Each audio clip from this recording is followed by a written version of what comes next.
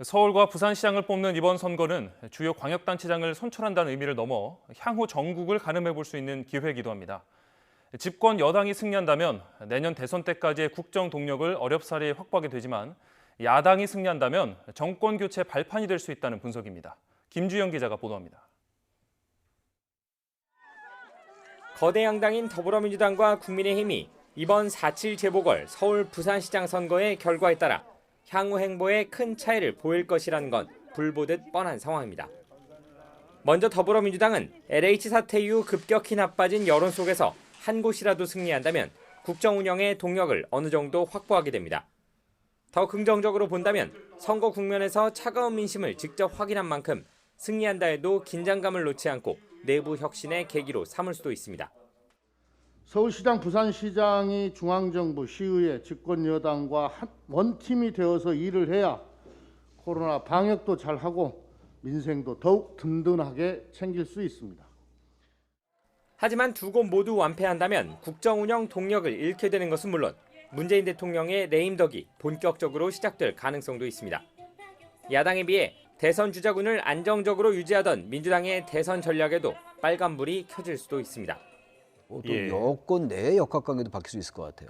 특히 이제 문재인 정부로서는 만약에 지게 되면은 레임덕 같은 걸 걱정할 수밖에 없단 말이죠. 반면 국민의힘이 선전했을 경우 선거 전 전면에 내세웠던 정권 심판론이 제대로 먹혔다는 해석이 가능합니다.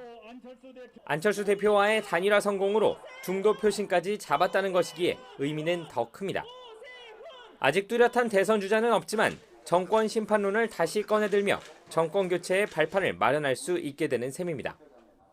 막무가내 정권, 오만불손 정권, 위선 정권을 국민의 힘으로 심판해 주실 것을 다시 한번 간곡히 부탁드립니다.